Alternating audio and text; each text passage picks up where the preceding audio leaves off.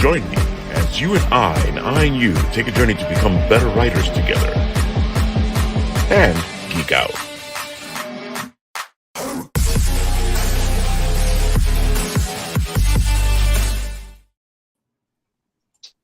Applebiteys, this is your Applebite, written Ralph, talking to you. And of course, next to me, we have DM Charles and David Rondinelli. And of course, down on the bottom, we got ourselves Mr. Roman Tony and Mr. Nat. Konbanwa minasan. Exactly. Of course, you know this is the written writ. And today we are talking about this weekend's Bronx Comic Con, where yours truly will be moderating, like Nat likes to say, a panel over at the Library Center with DM and David and Ray Felix. Now, I take issue with that statement. You said I like saying it. You're the one who spent the past hour saying you said that you're going to do it. Yeah, I said I was hosting. I've never changed my word. You liar! I have never said anything other than I'm hosting. You liar! You know, I love how Nat likes to change. I even went in to check the validity of your statement using your words, and I came up short. Dude, I'm hosting. It says hosting in the little blurb. So Charles, tell us a little bit about what's going to be happening this weekend, because you know you got me into this, so I feel like you're the right person to talk to this. Sure, absolutely. So this is hopefully the first annual Bronx Library Center comic convention. We're going to have several panels. There's going to be arts and crafts making. There's going to be a artist alley section. The panel we're going to be all participating in is going to be from 12 o'clock to 1 o'clock. We'll be talking about the process it takes to make an indie comic book. There'll be some Q&A at the end of it. Hopefully we'll have some time to answer people's questions. And yeah, we'll be selling our books there. There'll be a lot of other indie creators selling there. So can't wait to see you all this weekend. There you have it, folks. That's what's going on. And now, Derek, tell the audience why you're able to speak on such a topic. You know, tell them who you are, what you do, all the good stuff. Come on, give them the spiel. Well, I've been working on comics for over 15 years now. I started with the indie comic collective Pronto Comics, where I actually met David. We collaborated on one of our, I think it was both of our relatively first books, Manga Nation. That was where my flagship comic, Ninja Express, debuted in.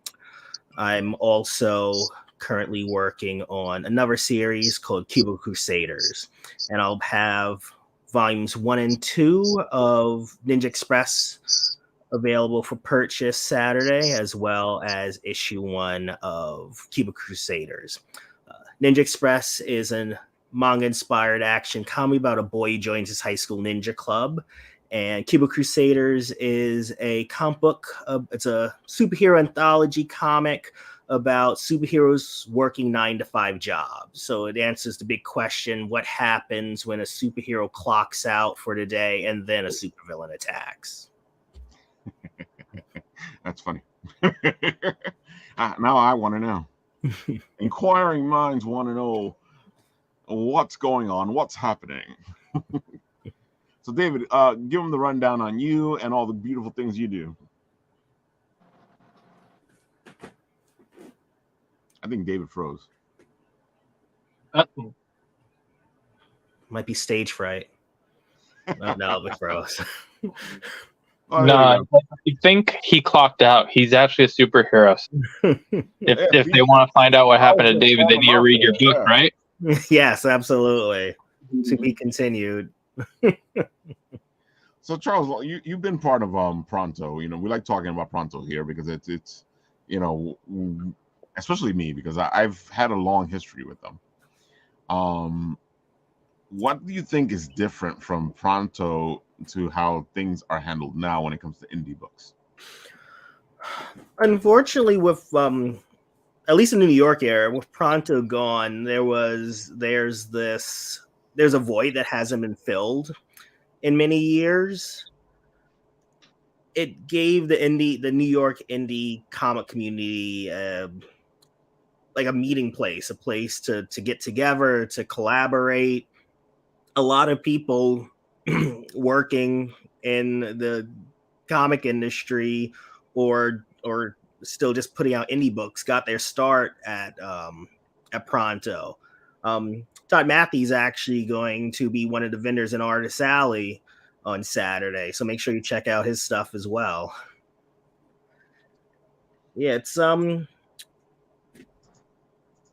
I definitely don't think I would have gotten as far as I have without Pronto Comics. That's where I met my first collaborators. I actually I think my very first story I did with Pronto was with artist Chris Pirate. Right. You've met. I'm sure you have. I feel like everyone I've ever met in the indie New York community. I think it's like, I know. I haven't met them. Okay, I haven't met them. So pretend you're talking to me. Then it's a funny little circle. I think it's amazing how we know each other and all the people around us, and we just keep figuring out, hey, we know this person. You know this person? Yeah, like whenever we bump into each other at a comic convention, like, hey, you should check out that booth. Oh yeah, with old friends, talk to him. We saw him. Yeah, we saw him. We saw him. Oh yeah, I'm his son's godfather. Yeah. Oh, you talking about Billy? What happened? You're talking about Billy? Exactly. That's how it is. Yeah. Are you talking about Billy? We know Billy. We known him for years. No, Billy Tucci. Yeah, of course, Billy Tucci. I know. Oh man, I think it's interesting how small the creative world is and how big it is, because there'll be people that we know in San Diego and they're at the convention and we're sitting there going, yeah, we know half the people over there. Yeah. And it just shows you put in the work. Exactly. And it gets more and more interesting as time passes, because then you go to a convention, half the people there, you're like, oh, this is gonna be interesting. Yeah. Was that convention we went to, like Long Island, and we were all there. We knew like everybody, man. It was like a party. We were like, we're just hanging out. Exactly what it was. It was a party. Everybody. Yeah. Do you mean the perfect segue to a video that we put up recently on the channel where you can see me interacting with a bunch of independent artists and creators? Man, you should totally go check out that video over on our YouTube channel. Eternal Con. Yes, Nat. Running around from Eternal Con. And the video is up there. Go check it out. It's a little fun video on Nat doing his anime thing. I love how all it needed for it to be an anime thing was me calling it a JRPG. Hey, you're involved. You're anime. Is he your dedicated anime? Yeah. I effectively become that, yeah. It's between Tony and Nat. And Shadow and Jordan and everybody except Shadow. Yeah. Everybody except everyone but Ralph. Everyone but Ralph. I watch an anime. I watch it. I don't watch it. I don't watch it. They all start talking about it. I'm like, whatever. We'll fix that. A lot of hand drawn stuff, man. I miss that stuff, man. It's like it's all CGI now, man. It's still hand drawn, but it's animated on a computer. It doesn't look the same, man. I love it. UFO table is mostly hand drawn, believe it or not. Yeah, it doesn't look the same. I mean, because it's still animated by a computer. It just doesn't. No, it's not. The process is done using with computer, but that's all still hand drawn. With computer. Yeah, with computer. They don't use those old animation cells and all that. Yeah, it's. I mean, that process is gone. Yeah, you could tell anime 1999 and before versus 2000 and forward. Yeah. Nah. You're taking that way early, man. Way early. I mean, if you look at any car drawn in like the 80s, 90s to any car and any anime drawn right now, like you can really tell, man, that somebody like painstakingly drew a car and figured it out. It's not now. It's just clean and I don't know. It's good and bad. It's like everything in this world, good and bad. Oh, Wild David has. I want you guys to tell me that Initial D was hand drawn then. Oh no, well, no, come on, that doesn't count. Exactly the time frame you guys are putting. That was like, that was that weird period where anime was using like that Dreamcast. That was the time period you guys are talking about. The most 3D car. Nah, that was like 90s, but like not all of it. A lot of 80s, 90s. Those were certain shows that were experimental, but not every show. Like no, but there were certain shows like that. Like Fist of North Star had one like that. Yeah, it was that weird time where they were using that weird. Like they were using like the Dreamcast is what it looked like for special effects. And I remember that. They were using the machine to render their stuff. Yeah. So Derek, you started off with like an anime type book. You know, was there a reason for it? Because I know you could have gone in whichever direction. You know, because I know you, and I know how you do your stories, and it could have gone any which way. Why did you go with anime? A few reasons. Number one, I felt like everyone who does an indie book, it's 99% of the time they start off with a superhero book. So it's hard to, even if you're like it's the greatest superhero book ever made, it's hard to stand out. Yeah. Also at that time I was getting back into anime a lot. Like that was when I started, it was at the golden age of like Adult Swim, and it was towards the end of like the golden age of Toonami. Yeah. And I was just inspired to try my hand at my version of what I wanted to see in an anime. That's actually a good reason. And and you're right, that time period that you're talking about, it was that big, beautiful anime Toonami type of thing where everybody and their mother was like, anime. All right, that makes a lot of sense. So David, now that we have you back, you go first. Sorry, you're the host. Now that we have you back, let's have you do your spiel. Tell all the people who you are, what you do. Give them all the good stuff. Go for it. Yeah, I'm going to try to really give it to everybody fast because I'm not sure when my technology is going to, kind of crap out on me. Sorry. I went from a laptop to my phone, and then that busted, and then now I'm on a mini iPad. So, hello, World Wide Web.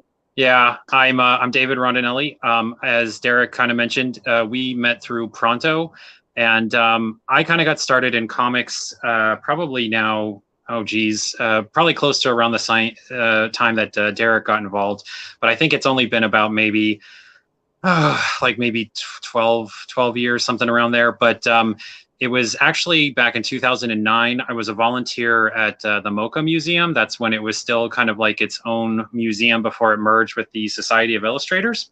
Right. And going down there, I really kind of felt like I had met my people, but it was an awesome networking opportunity because they would bring in people from comics and animation, a lot of like people behind the scenes that were kind of doing things that I always found fascinating. Right. So it was like kind of like the direct access to network and talk to those people. And when I was there, I actually met somebody who, honestly, they were like, there's this indie publisher where they just take everybody. They publish anything, you don't even really have to audition or anything. And I was like, oh my gosh, this is like too good to be true. And, there was obviously some catches there because we were still a collective. We hadn't actually incorporated yet, but, it took a while to actually find the meetings. I remember I was sending out a bunch of emails to people and being like, I hear you guys meet up. I hear you guys like hang out, how can I get involved? And, I finally heard back from somebody and I got to meet them. At the time, I believe we were using Pearl Studios. And that was like sort of like this gathering place where it we would rent out a room. They usually tried to bring in somebody who was like much more prolific than us, and we were trying to absorb as much knowledge from the guest speakers as possible. But what I thought was so cool was it was like a real mix of education and networking, and it kind of really almost felt like it could have been like a Faulkner's party, in like what was it, The Great Gatsby, where you're just sort of like you're just around all of your people, but they had all these anthologies, which I thought was like such a cool idea, because they basically let you kind of like, cut your teeth on, trying to actually go through the comic book process. So I literally just tried to dive headfirst in and take advantage of as many opportunities as possible through Pronto. So at the time, I know they had like several titles, and I wrote something for every one of them, gave it to every single editor. A lot of them were really kind and responsive. That made me feel pretty good. But my first actual story with Pronto, I don't know if you guys can still see me, but behind me here, I had an anthology. It was called Blackout, and that actually had my first Pronto story in it. It was 6 pages. It takes place at a blackout, and I don't know if you could. It's this one here.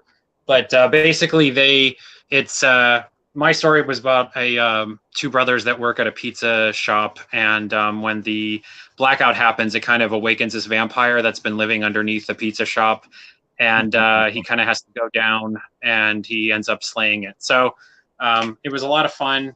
I had a great artist that was his name was Milton Terrell.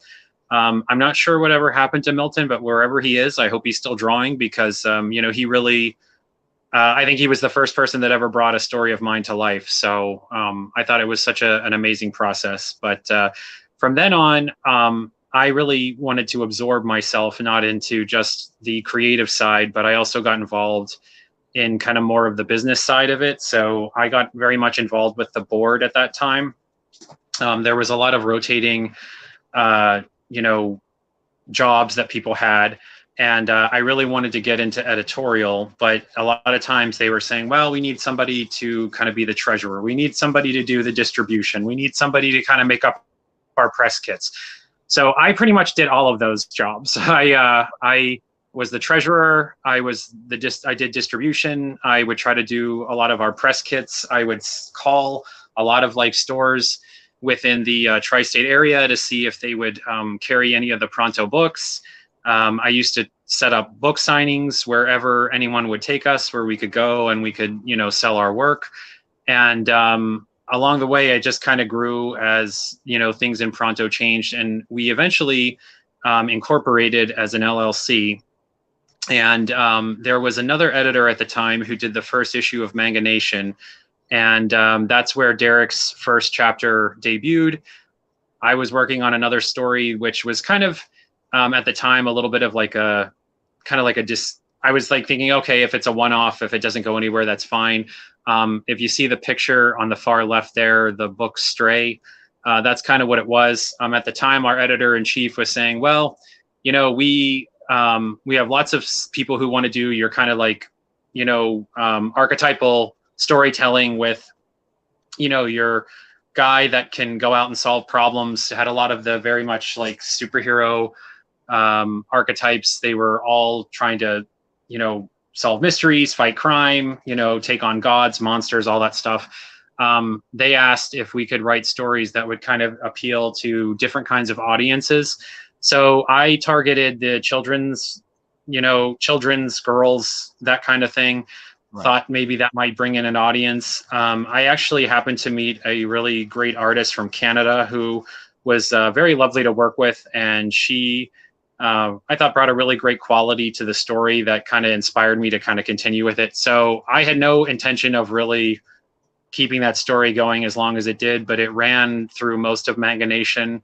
And I really have to give props to Derek, because he helped keep that anthology alive with Ninja Express. I thought it was, a really nice combination where you had, action, adventure, magic, mystery, you know, the whole advertising branding spiel. But working on that book was probably one of the, you know, best highlights in any kind of comic creation that I've ever done, just because we had so many people that were on the same page who were really working for the benefit of the work. Like, they really wanted to put their heart and soul into the stories.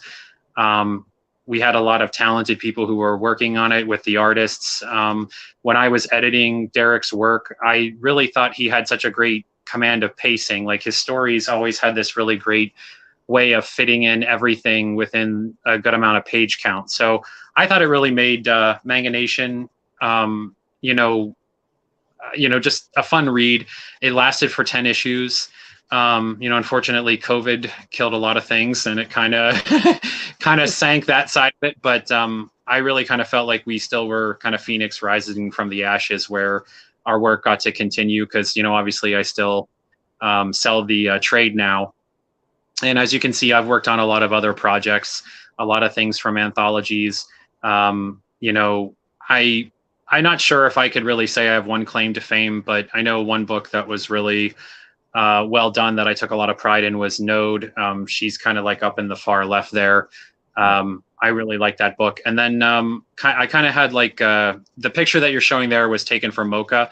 And I was really surprised, but the breakout book for that show was Hockey Samurai. And she's hidden there a little bit in the back, but I have a book called Intergalactic Space Princess Lili Zhang, which was kind of like a one-shot. And I was really surprised to see both of those titles, move as much as they did. So definitely something that, I'm kind of looking forward to expanding on. But that Hockey Samurai book is kind of like my, it's my vigilante / American horror story type S book. But he's this street hockey player that has this mask that holds kind of like the spirits and the ability of different samurai.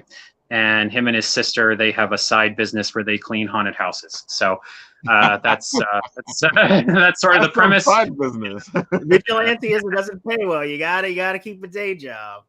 Yeah. So, the first issue, he takes on these giant rats, and then the second issue, he takes on a ghost-possessed washing machine. So they've been fun to write, and I'm glad people have kind of been receiving them well. But I'm still very much involved in making comics. Things were a little slow for COVID, but Pronto was a great experience. The way that I got to meet a lot of other indie creators, but also be a part of Comic Con, a lot of little other conventions that were popping up around the city. So that's kind of how I got started in comics. And now I'm sort of doing more of like the just free agent thing, where I'm just putting out my own work now, mostly under my my own sort of moniker of Horizon Line Comics. Mm-hmm. David, wasn't Manga Nation the longest running Pronto anthology? It was, I've heard different. I mean, I've never really tracked the sales, but I was also told that Manga Nation kind of sold very well at conventions too. And I don't know if people can see behind. Basically, this is our life's work of Pronto. So I had some of the Manga Nation anthologies that we had. I also did a horror anthology that was called Deathology. I think you're getting too much of a glare, but this is basically my my life's work so far. What I can kind of fit on the wall. But basically, there was Manga Nation. We had Deathology, which was a horror anthology that we did that ran for 6 issues. And then of course there was my own personal work. So got a thing for the anime babes as well. I'm a little bit in Derek's vein, where I grew up in the Toonami phase. Actually, I was actually much more before that. I don't know if anyone here was from the fan subbing days. Does anyone remember that underground movement?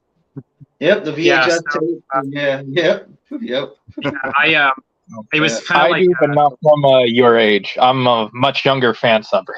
Okay. I Well, I remember having to walk up to Fordham Road to go to this possibly illegal video shop. It was legal. It was legal. Don't worry. It was legal. And Possibly. I bought a Dragon Ball Z VHS. It was the Dragon Ball Z movie where they fight these filler androids. What I think it was, Oh, like yeah, 13, that was 14, and good one. 15 or something, and yeah. Yeah, all those movies started. They were like shopping at a mall or something. Like, there's no time for them to shop at a mall. I was like, where? That was really cool. Yeah. In my day, it was like The Ring. You know that movie, The Ring? It's like you would get this kind of like blank VHS tape. Yep. You had no idea what was on it. It seemed even more exotic because sometimes someone would have like a piece of tape on the side that had just like the hiragana or like the kanji, and you had no idea what it said. And you're like, oh my God, what am I putting in my VCR? And it just ended up being this whole other world that you're like, my God, I can't believe an art form like this exists. And my first anime I got introduced to was Project Echo, which was such a great way to get started because it's like a parody of so many other kind of anime, and it also brought in a lot of like Western influences. If anyone remembers the ending to that movie, but ever since then, it was almost like anime kind of like broke into my soul, and it was like changed me forever. And ever since then, I've always loved the art style, and I was like, I totally wanted to incorporate that and do that. So. Plus I don't know, the aesthetic is just like something I've never seen, so I wanted to get it as close to that. But I like doing both styles, even though I don't draw. But I like writing, for both kind of looks. But yeah, it's a bit of my backstory.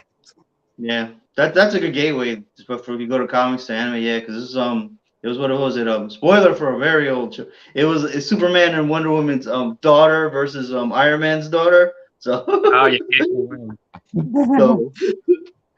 so yeah, it's pretty cool. I don't know. Did you ever see the studio that made Project Echo? They did these little shorts. It was called Diacon 3 and 4. Did anyone ever see those ones?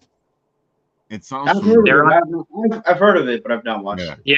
The Diacon 4 is the better one, but it's like the length of a music video, but it's awesome. It's this bunny girl that is basically running through all of pop culture, and the people that made it, I mean, it was, anime had to be like so below the radar because they had basically they used music from ELO, another awesome band. They're one of my favorite bands, but they used a song from ELO called Twilight, and they basically animated this music video of this cute like wrestler bunny girl running through all these different scenarios where she fights like Darth Vader. She power slams like they show her getting her butt kicked by a xenomorph, so, and there's like, you'll see like references to Power Rangers and DC Comics and like all of that stuff. So it should definitely be on YouTube. It should be very easy to find, but the music is amazing. And she flies around in this giant radish shaped spaceship. So there's a fun fact. I don't know if anyone here knows, but Diacon just means radish in Japanese. So it was very, even their fruits sound cooler, like their vegetables.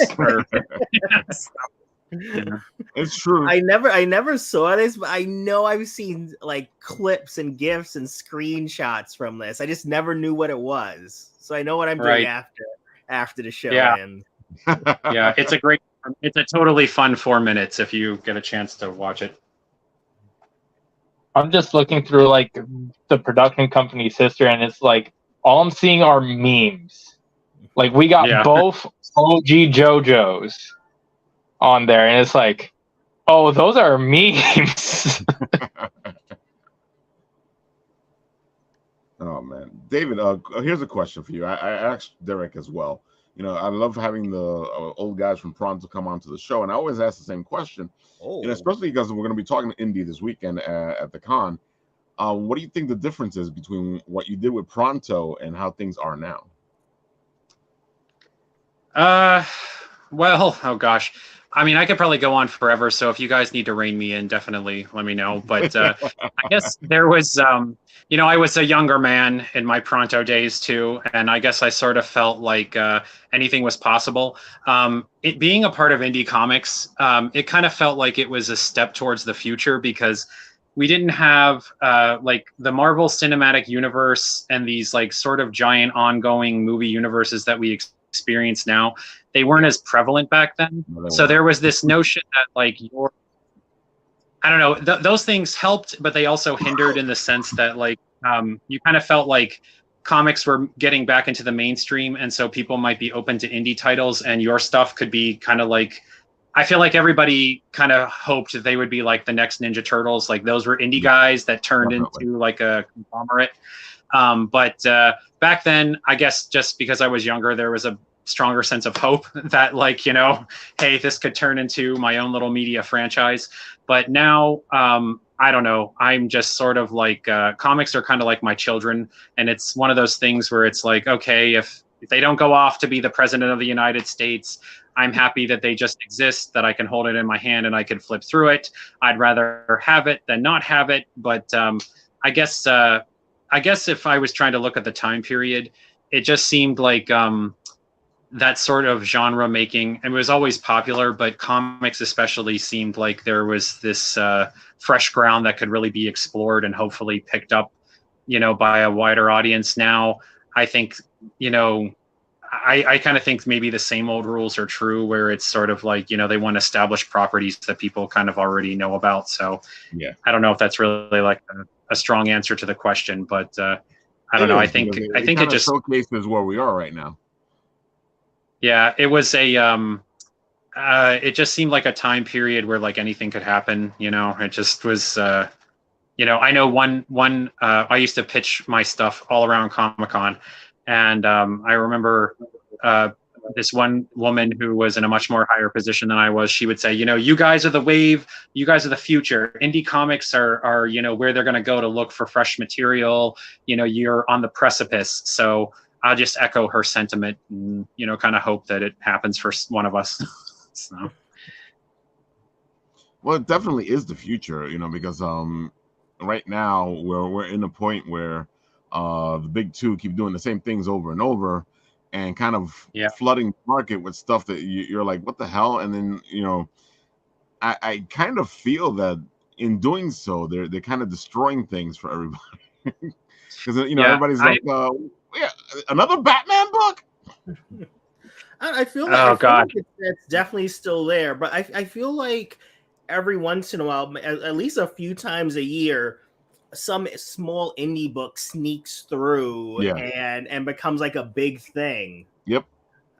You just need to be in the right place at the right time and keep putting your stuff out there. Yeah, you got to keep hustling. I will say I'm very guilty. I'm very guilty of like being an avid reader of DC though. Like I read a lot of the big two, especially DC, but I don't know, maybe I'm like a bit of a hypocrite, but this could be like a question to all of you guys. I feel like the state of comics has kind of been in a bit of a decline. Like I guess for me, like going to a comic shop every Tuesday or Wednesday to pick up new books, it became like a ritual. Like it's a place where you could still kind of consume physical media, even though I know that there's like ways to download it and all that stuff. There's still something great about going into a shop, smelling that fresh newsprint, buying your floppies and, enjoying them. But I do feel like the quality's changed a lot. And I wonder if it's just a sign that maybe we're all getting older and they're trying to modernize these characters for a new generation. And I wonder if they're changing so much because they need to appeal to a new audience, but also not isolate the audience they already have. And I don't know if anyone feels like they're succeeding at that, because I do have to admit, I read the books, but I'm also like, they're not horrible, but they're not really wowing me, so I don't know if it's just a product of age and they're like, okay, we need fresh blood, or if we're just used to a certain kind of storytelling that's evolving. So what do you guys think? Funny thing, I'll start it off. Here's the funny thing. You have all these books and you have this audience. The audience that you have is us, the old guys, who are still buying the books. Now, if you're going to change the books, then the old audience that you are courting isn't going to buy those books because, you know, they're looking for something that they're looking for. You know, and if you're trying to capture the new guys, then go capture the new guys, but you can't change the book and then tell the old guys, why aren't you buying the book? It just doesn't work that way. You know, you need to do one or the other thing, or figure out a nice balance. And I know Tony probably has a lot to say about this. You know, I don't know if we have enough time. We always talk about this stuff all the time. It is something that's always happened. Maybe we didn't notice it, but it is something that always happened. Like DC every 5 years does a very hard storyline reboot. Yeah. Marvel does it too, but it's not. If you're not an avid reader, you don't catch it. But Marvel does it too. Every 5 years, there's some kind of Heroes Reborn. There's some kind of like big thing where it's like a jumping on point. And like I think I've read Black Put Cat. that jumping on point in quotes. Well, you know, I think I've seen Black Cat meet Venom like at least 5 times. Like, hey, we never met before. Okay.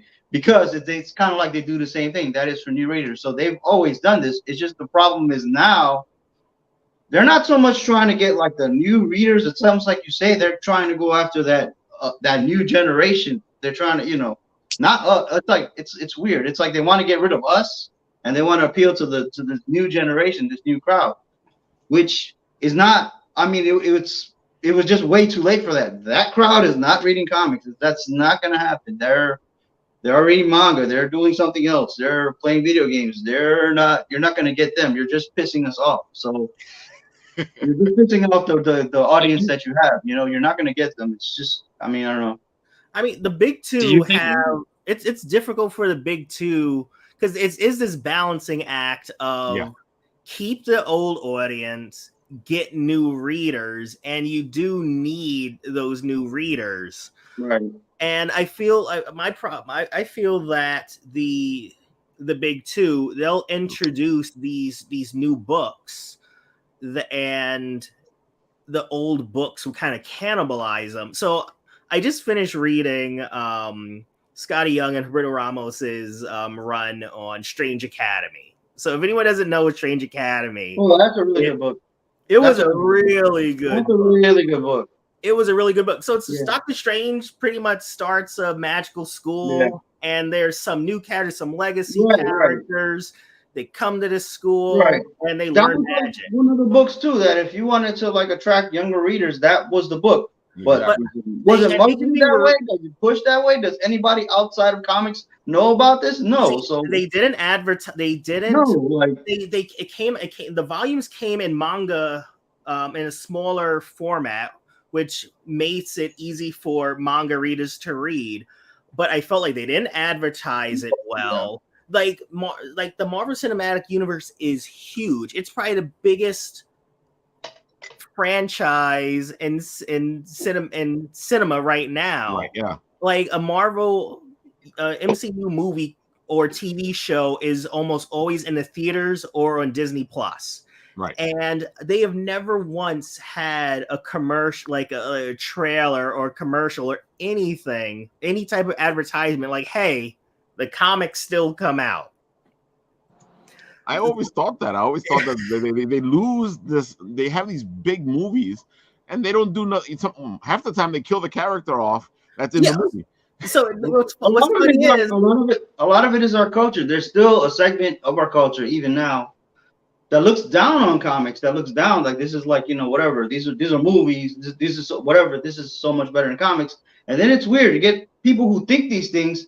They work in the movies themselves, and they not really helping things. Like you'll have episodes like you'll see like an episode of the Hawkeye series. Hawkeye's like, oh, this is my comic book outfit. Oh, this is so stupid. I would never do that. Like what are you doing? Like I just saw the Kamen Rider movie that what's the guy's name? Hideki Anno, I think the guy from Evangelion, that he made the movie. It's not a perfect movie, whatever. You know, I don't think it's a perfect movie. There are people who love it, there are people who are not gonna like it. But just watching that movie, that you can tell that this is a guy that loves the tokusatsu. He loves that format. He loves this, and he's making that movie. And we had that with some people, like when we had our Joss Whedon. It was still James Gunn. There are some people, the Russos. There's some people that they love the genre, and then you can see it. Then you have other people like I don't know, man. It's like, you know, like on Bryan Singer with the X-Men movies. He always thought he was way better than the comics material. He was like, oh, no one's gonna like these people wearing costumes. It's gonna look so stupid. Here, wear these leather things. And then meanwhile, we just saw Wolverine wearing his yellow and blue outfit. Look, it looked great. Excited, and we want to see that Deadpool movie. It looked great. Like, so, I don't know.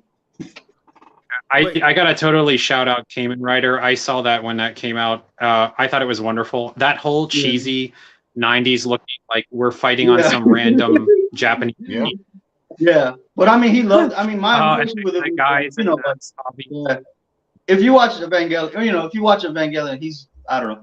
He has a very weird take on heroes. Let's put it that way, on what a hero is. So his interpretation of a hero's journey, and that's what the movie is. But at the same time, I can say that, hey, this guy loves it. He's not like, you know, not holding back. He's not making fun of it. He's taking it seriously, you know. So that's kind of like, I would like more of that, you know. Yeah, definitely. We're getting around to what I'm saying. Those are things that lead you to the comics instead of like, you know, having Scarlet Witch put on the costume. Oh, or Vision with the costume. Oh, you look like a wrestler. Ah, that's so stupid. You know what I'm saying? I like when they do a little bit of that, because I also hate it when like people in the industry or fans take themselves way too seriously. I feel like that's what the DC cinematic universe did. Like, I don't want to see a single smile or happy person in this entire cinematic universe. I don't even want Superman to be happy. Like, so I think you need that balance. You definitely can't take yourself too seriously, but you also can't take all the humor out of it, because even the concept of being a superhero doesn't make sense. No. Like Batman doesn't make sense. Superman doesn't make sense. No. But I love them anyway. Yeah. See, well, I mean, like, is it? Go ahead. Yeah. Is fantasy, like the fantasy element? I mean, is that? I feel like they. I don't know. I feel like Nolan ushered in the era of superhero realism, and I think it kind of. I mean, as good as those films were, I just kind of feel like, are we not allowed to enjoy the fantasy elements of it anymore? Like, I don't know.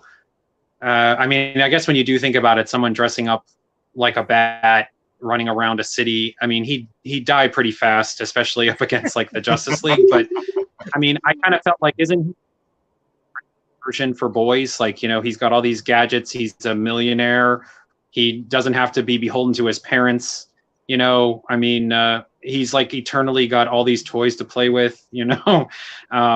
So, I mean, I don't know. Like, I don't think it's bad for young readers, no matter what, you know, however they identify. I mean, I think it's nice to have that kind of like, you know, fantasy to fall into. I mean, I don't know. Do people still think that, or do you guys still feel like comics is like good for escapism? Because that's why I like it. I mean, I don't want to necessarily read about somebody that you know, is like me. I mean, I'm pretty standard, you know. I want to read about somebody it's very limited in terms of the fantasy that's allowed to be open, because especially when you look at it compared to like, when you separate between indie comics and like sort of the big names almost always, as Derek said, were superheroes. Everyone always wants to make a superhero. And so when you look at comics, it's always superheroes. But when the moment you look at like anime and manga, then all of a sudden you have a much wider variety of fantasy. You have things in terms of like just cooking. You have things just owning a house, being a car in another world, being a spaceship in another world. You could just go on, and it's like, there's more variety to which you no longer have that within the comic space.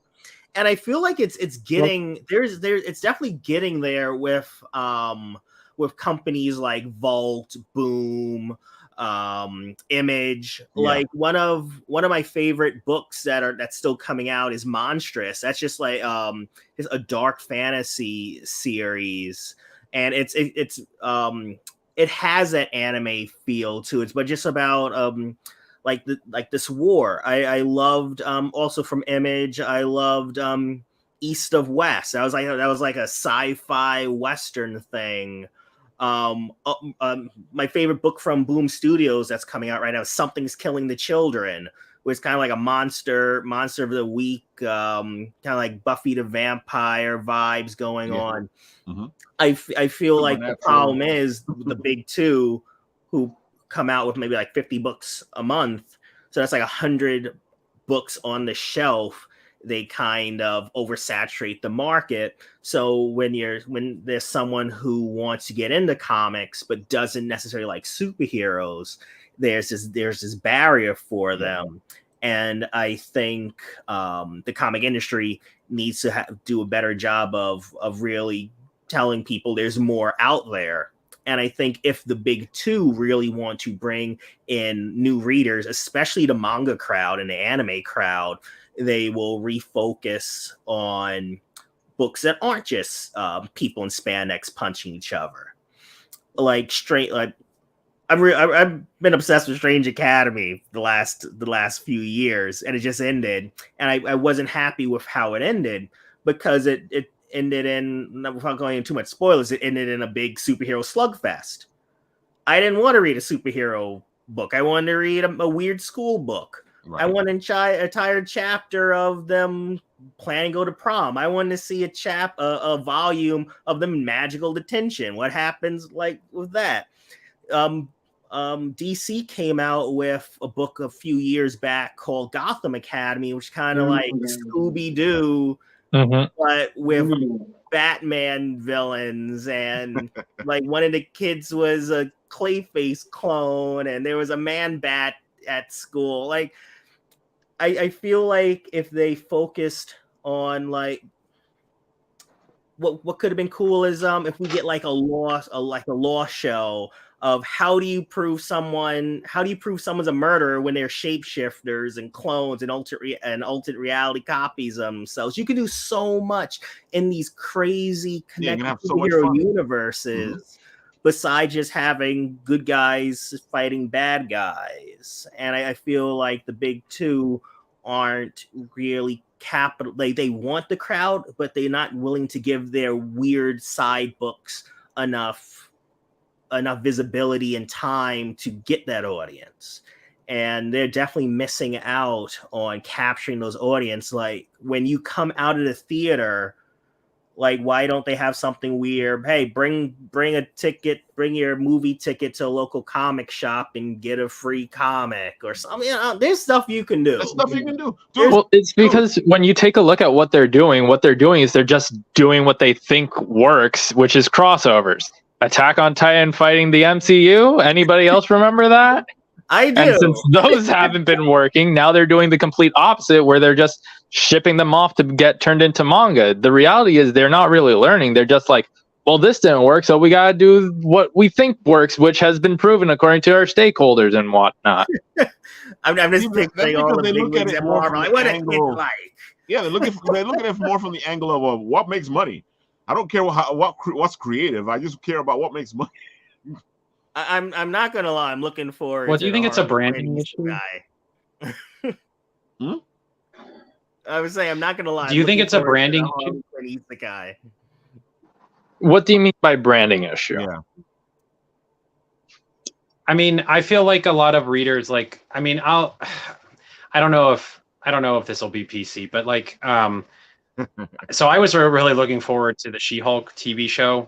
I personally don't feel like there's been a really good She-Hulk run ever since John Byrne did the book. But the moment I heard that they were bringing her into the cinematic universe, I was really looking forward to it. And I was pretty disappointed. I wanted that slugfest.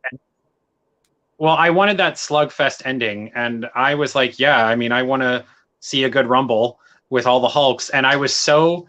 like when it started, I don't know. I mean, I guess now it's okay to like basically spoil it, but when they brought in like Hulk, Abomination, they had like Titania, they had like, and I'm like, oh my God, this is why the show didn't have all these great action scenes spread throughout it, because they were going to just give it to us all at the end here. And I was like so excited. And then the moment she busts through like the third, and then I was like, oh my God, what's happening? Because I'm like, this is comics accurate. And I was like, okay, this is kind of cool. She's going off to fight somebody else. And then it's like her having a conversation with this like Kevin Feige robot. And okay, that was cute or whatever. But like, it's like Endgame. Like when they're all beating up Thanos, Thanos. Like I don't know. I like that in comics, and I guess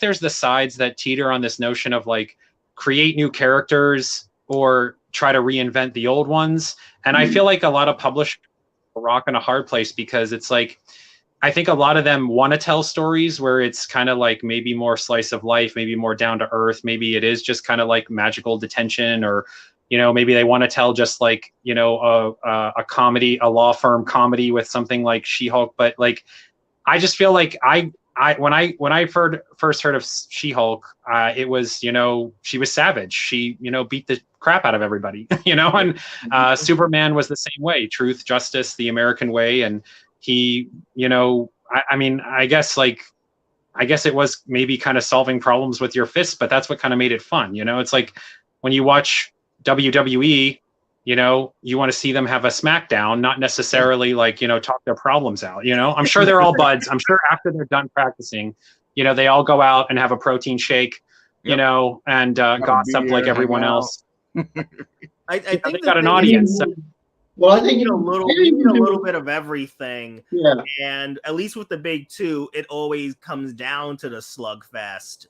But I like having a little bit to get different audiences in, because the people who want that slugfest can only buy so many books a month. And I think that's why some of the less like the non-Batmans, the non-Spider-Mans, the non-X-Men's don't last very long. Because you got to pick, you're probably gonna pick Batman over Animal Man. Yeah, I think you can. Well, I mean, sometimes you have these big battles, the villain completely wins, and at the very end, or like kind of like in some ways, kind of like the original Infinity Gauntlet. It's a big battle, Thanos wins, and it kind of like almost just boils down to a conversation, and that wins the fight. So I think you can do both. You can do whatever you want, man. It's the writing. The writing's got to be good. Like She-Hulk. Yeah. I mean, the writers, first of all, not a fan of the comics. They looked at the comics and we were just like, oh, we can change this, we can change that. Not a fan of the comics. That's strike one. Strike two was like, oh, we don't know how to do a legal drama, so we couldn't make a show an hour long. What? Do you think people who write LLO, do you think they're lawyers? No, they do their research. They sit in on trial. Yeah. They do their homework. So you can do it both ways. You can end with a slugfest. You can end with a conversation. You can end with like a big party. You can do whatever. Just gotta be a good writer, man. A good writing. Man. That's what it comes down to. I hear that a lot. I hear that a lot from like other comic channels too. And this is where I'm like, I'm never sure if it's just the like I mentioned before, like the way that what we grew up on, we're used to a certain kind of style of storytelling. And, now that things are changing, like, what do you guys feel makes for good writing? Like, what do you guys like in a story? It all depends on the tone and cohesiveness. I mean, if you're going to tell a sort of story in a certain way, then you need to keep it cohesive throughout the entirety. Because the moment you start shifting, like, say, episode to episode, even like from scene to scene, and you just shift that drastically, and it happens a lot. It's just a major turnoff. I mean, you could do dark and you could also do humor at the same time. I mean, just take a look at The Boys as a great example of that. Yeah. But that's out of like all of the shows, I think that's probably like the best, actually. I love that show. See, but I'm tired of these dark superhero stories. I am completely tired of them. I like them, but I'm tired of them. Everything has to be The Boys dark, though. Everything has to be dark and anti-superhero. Are you watching My Adventures with Superman? That's pretty good. Oh, please no. Oh my god. No, I'm not watching it. Loving it. It's pretty good. It's great for like clips, but as a whole, no, I can't. That's what Superman should I only be. saw the first episode. And you need to sign off now and watch the rest. No, because come on, like I hate Snyderverse Superman. Yeah. Like Martha telling Clark, they don't owe you, you don't owe them anything. You don't need to save them. And Superman's in court. He sees a bomb exploding, and it explodes. He doesn't like use his super speed to get everyone out real quick. He doesn't freeze the bomb. He doesn't fly the bomb away in enough time. Like, you're Superman. You can save everybody. Yeah. Like, I don't want to see dark, broody Superman. Like, you could tell that they were going to go Injustice route if they got that far in the Snyderverse. I like happy Superman. Superman is the S is it means hope on his suit. It doesn't work if the S stands for super. It doesn't work if everyone in Justice League's Batman. Like, I don't like being a superhero. Okay, then quit. Like, it doesn't make sense. And that's what the only way that I can really... feel like the magic of superheroes, because I know what I hear what like Nat is saying, but I feel like the comic books aren't superhero comic books anymore. They're superhero with quotation mark comic books, because they've gone way past that pure, like you're saying, that pure innocent superhero type of stuff. It's not done anymore. The movies, especially, the movies don't like going in any direction that makes it look too comic booky, and I think that's what happened with She-Hulk. We can't do that. That's too comic booky, and the studios always hate comic booky. They don't. I don't know, anything comic booky. One franchise that has embraced like the comic book heritage of the source material is Spider-Verse. That was a superhero movie. That was a comic book movie. They even have like the sound effects. Mm-hmm. You know what's something that's missing from a lot of superhero movies that Spider-Verse had? Superheroes saving people. Exactly. Half like the whole scene in Mumbai, York. I think that was the name of the Indian setting, the India setting. But the whole part was them saving people. Like, if you watch almost any MCU movie or TV show, the superheroes don't save anyone. Even in Endgame, the big battle wasn't them like fighting and protecting people. Yeah, they were stopping Thanos from snapping again and destroying the universe, but there were no civilians that they had to protect. So I think the only time I could really think about in one of the MCU films where they actually were going around protecting people while fighting bad guys was the climax in the first Avengers film. Yeah, when they were fighting. The second movie. Which movie? Second movie. They had to evacuate people from the town. You're right.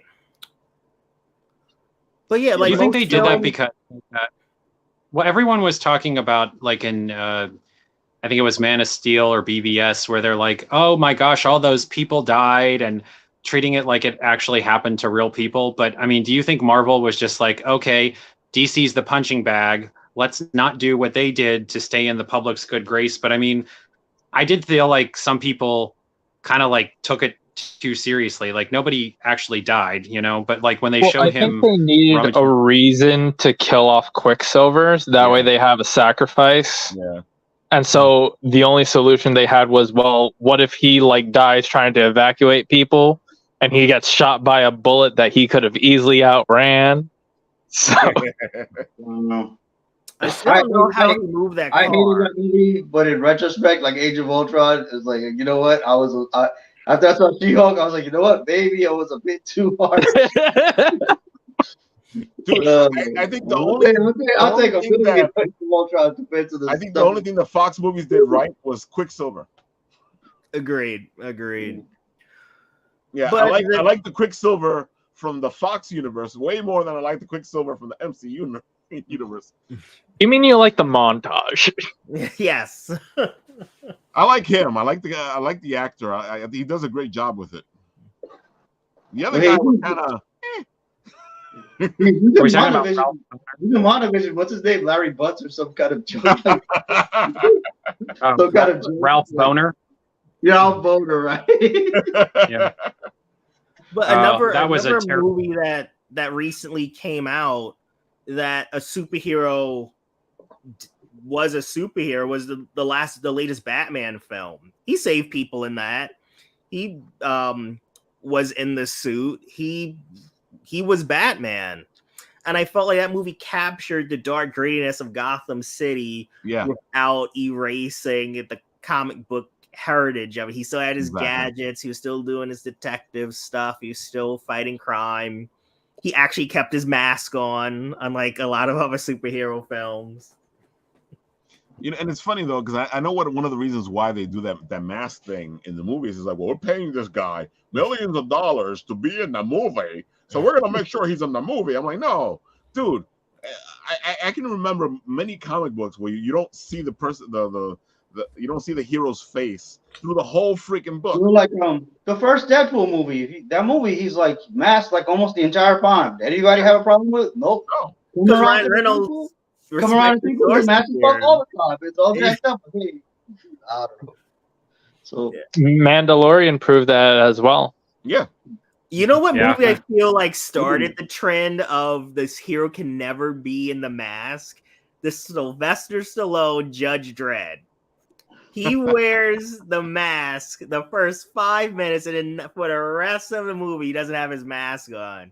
And I feel like in like the 40-year history of 2000 AD, Judge Dredd's never taken off his mask. I am the law. It was funny. Like I remember back then, quite a few years ago, we always had a joke. Like any superhero that has a mask, they're gonna have their identity figured out in the same exact movie by somebody. Every Batman movie, every Spider-Man movie, happened to Iron Man. But Superman, nobody ever figures out. It's like that.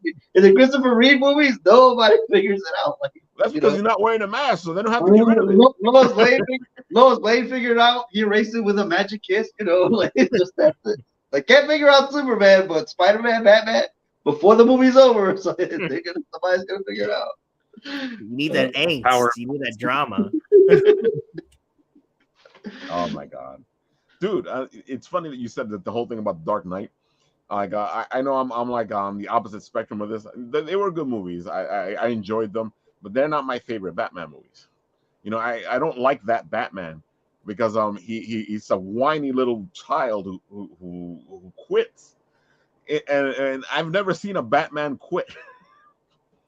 And I was talking to somebody, and they were like, "What are you talking about, Ralph?" I'm like, "No, this guy quits. He quit. There's 8 years that he's not Batman." You know, if you're watching the movies, if you pay attention to the conversation, he quits 3 times. He quits 3 times. Yeah, he quits exactly. He quits 3 times. I'm like, Batman wrote it, and then the movie ends with him quitting. Like exactly again. London's over there on fire, but I'm gonna drink cappuccinos in my pink shirt while I'm in France. Like, well, everybody's dying. On fire. Yeah, I don't know.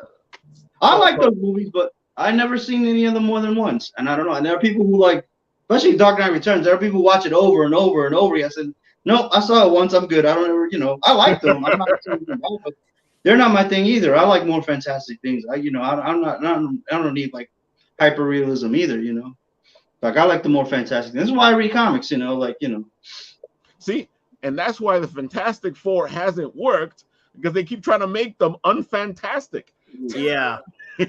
I want like a family, like a kind of like a family sci-fi comedy. I want like Lost in Space vibe, exactly, kind of thing going on with the Fantastic Four. Like I want them with the kids. I want them dealing with their neighbors. Yeah, Dr. Doom shows up exactly. like, oh, you messed up the building again. Your rent's going up. Good Lord, stop showing Dr. Doom's face. Do not show his face. Like, stop. I hate that, man. Like, but they're never gonna. As soon as you see his face, it's over. There's no way, man. Like Baron Zemo, I've never even seen his face in a comic book. He has his face. Dude, the mask is burned on his face.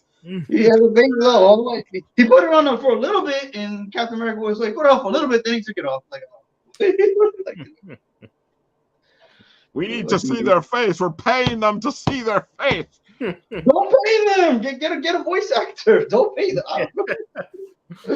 Get a voice. Yo, man. I still don't get that.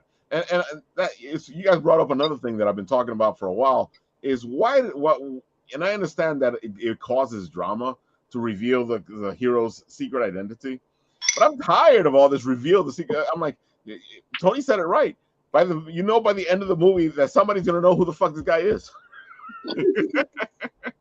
You're gonna know. And I'm like, oh, dude, why can't we just have somebody who can keep their secret identity? Well, Ralph is not real. Ralph is the first to curse yet again. Yeah, I was thinking the same thing. He did it like an hour ago. We went a whole hour. No, he did that an hour ago. He did? Oh, what's a bit? Yeah. Man. Yeah, but that gets me passionate, man.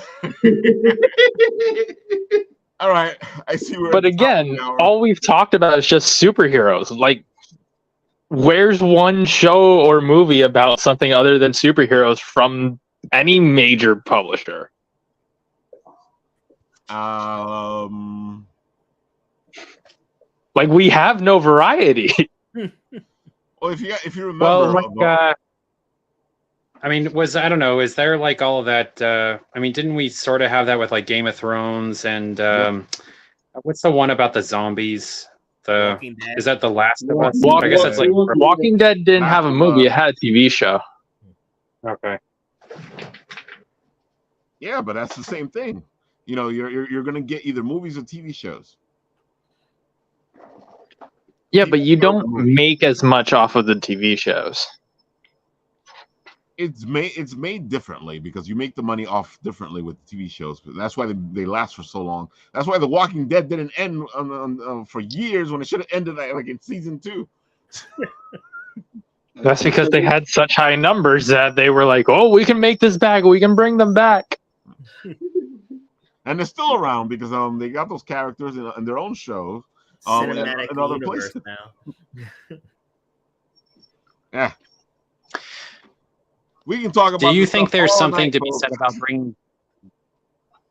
Do you think there's something to be said about bringing back the one-off movie? Like, instead of maybe trying to build a franchise, just kind of have like, here it is, this is it, love it, it's the only one you're getting, type of a thing? Or do you think it's so, or like to make it not crucial to the wider narrative? Exactly. Yeah, they definitely should and could do that. Yeah, because now it's like if you make an MCU movie, it has to connect to everything else. If you make a DC movie, it has to connect to everything else. I'm like, no, if I want a Shazam movie, I want a Shazam movie. If I want, well, that's what worked with Shazam. It was completely detached from everything. It was, and the first one did well, but the second one, which they kind of started to link it to the other movies, didn't do as well. You think that's why they show Doctor Doom's face, is because they can do a spin-off, you know? Then they have a face to do the spin-off. I bet. That's another thing. Why not? I mean, isn't that the whole Sony universe? Yeah. Why do you get rid of your villains in your movies, man? Okay, Doctor Doom shows up. He's dead by the end of the movie. I'm like, what? Yeah, they kill all their villains, man. It's just, oh man. Yeah. Why? like we're like what, 12 years into the MCU, and there's everybody who's guys. Let me let you guys in on a little secret. We're American. Since when do we resolve conflict in a way that doesn't end in death? I think it also shows how devoid some of the franchises are from the comics. Like, the villains don't die, or at least they don't stay dead. Like by now, we should have had the Masters of Evil assembling. Like, why get rid of Hydra? You could just have Hydra hanging out all over the place. There's a new Hydra base pops up everywhere. Yeah. Like you like, there's some villains do need to die. Like, the big bads need to die. Like Thanos, yeah, you could kill him off. Killmonger, I don't want to see him getting redeemed and becoming an anti-hero or some nonsense like that. Right. But there are definitely characters that we could have seen again, who they could have continued returning. Like, I like that Baron Zemo's still around. I like that in Falcon and Winter Soldier, he's beginning to get more towards his comic version. Right.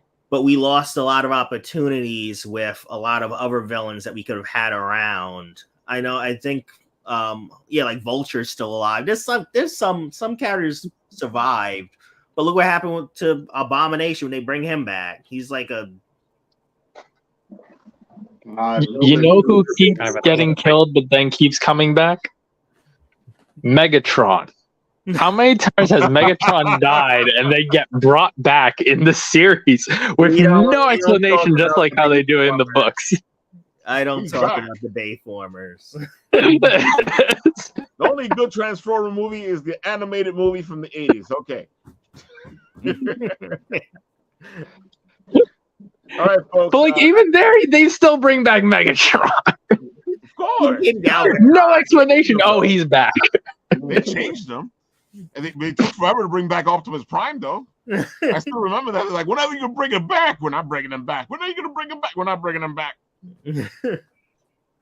They finally had to bring him back.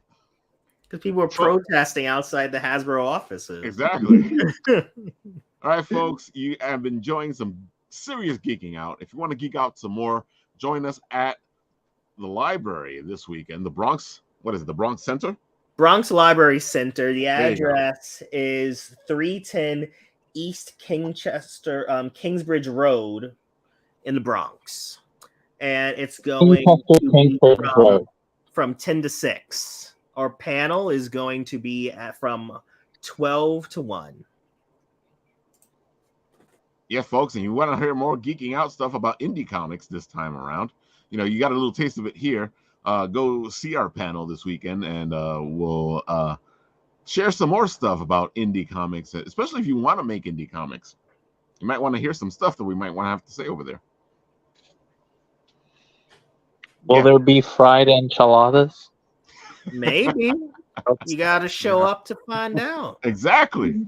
Oh boy. Fried enchilada. Will we bring back Megatron? He'd probably show up as a cosplayer. There will be a cosplay contest. There you have it, folks. So Charles, give everybody the spiel, all the rundown, tell them where to find you, all the good stuff. Go for it. Cool. Well, of course, I'm going to be at the Bronx Library Center Comic Con this Saturday. You can buy my book Ninja Express online at ninjaexpresscomic.com. You can follow us on Facebook at Ninja Express, facebook.com/Ninja Express Comic. And you can follow me on Instagram at DMCharles_writer. And now your turn, David. Yeah, so I echo the same sentiment. I'm definitely looking forward to the show and the panel, and definitely selling some comics. But you can find me on Facebook at Horizon Line Comics. Same thing on Instagram. I'm at Horizon Line Comics. I'll be there selling, most of these books here in the background. So, if you want to zoom in on any of them, they'll be for sale. So I'd love for everyone to go home with one. But other than that, follow me. I love making new friends. Love talking about comics. You gentlemen have all been top shelf. Always fun to have fun with geeking out and talking video games and movies and comics and all the good geeky stuff that we love to talk about. So Nat and Tony, right. Anything we need to hear? Ralph just wants to end it before we talk more because he doesn't want to be with us anymore. All right. The last thing I did was I went to Geek Out at, we were all there actually, at Geek Out at Staten Island, and my pictures are up on Bit and Apple, so check those out. I have some reviews coming up. I finished Lupin Zero. I finished that, and I finished Nier Automata. I think I said that right. I finished that. Yeah, so Nier Automata. Yeah. I just read it. I never hear pronouncing the shit, so I don't know what to say. I finished that, and I should have like another comic book writer probably 2 weeks from now. I'm gonna say, because I'm catching up on my reading, so I should have something to say about all the comics and things I've been reading. Then that's it for me. So, of course, Roman Tony's always busy, and you should check out his writing because he's hilarious. Mr. Nat. Yes. What do you got? My Happy Marriage is a wonderful series, and I want to cry. All right. It's a great series, by the way. You should really start watching it. It's great. Heartbreaking. And it's that good, huh? Yes. I am actually considering purchasing the whole volume. Wow. That says a lot. And we all know Matt likes nothing. That is totally untrue. Well, he likes Sonic the Hedgehog, the movie, so. These unbiased accusations against unfounded and steeped in lies. Anytime Matt likes something, we all like, whoa. Oh my God. Speaking of just because you guys don't know what I like doesn't mean I don't like anything. Speaking of like something, go check out Pinguino's Revenge. It is live. It is already funded. It's at 1531. 24 backers, 28 days to go.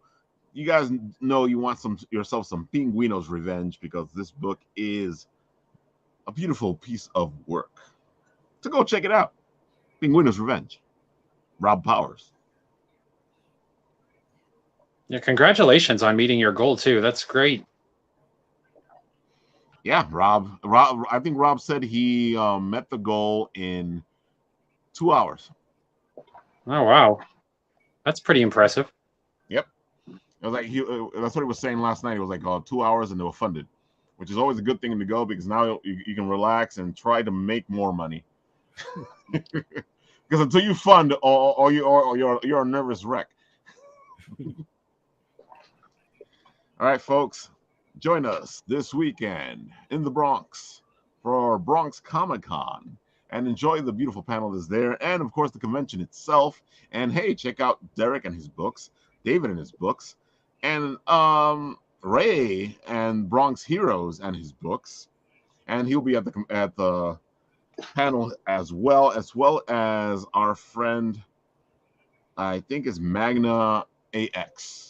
He's going to be showcasing his stuff there. We did an interview with him as well.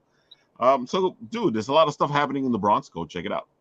We shall. And if the Bronx is too far away, then go over to LI Tropicon, also this weekend, both Saturday and Sunday. Say hello to a bunch of artists that we also know. Dude, yeah, there's going to be a bunch of people at LI Tropicon. The fat guy is going to be there.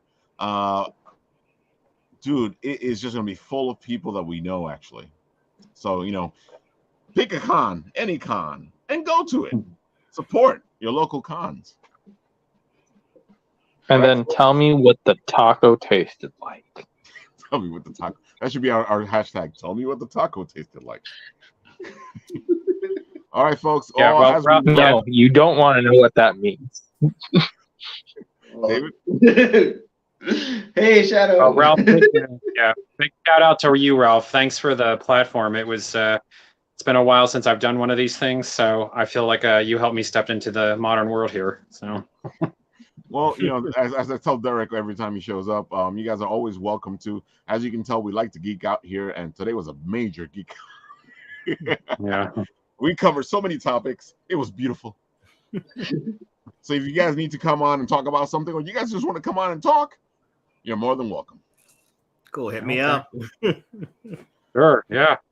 That's right. Derek was still working on that D&D thing, so. All right, folks. So do I need to submit my character to you then? We'll see what happens. All right, folks. We'll do what we always do here on the show. I'll press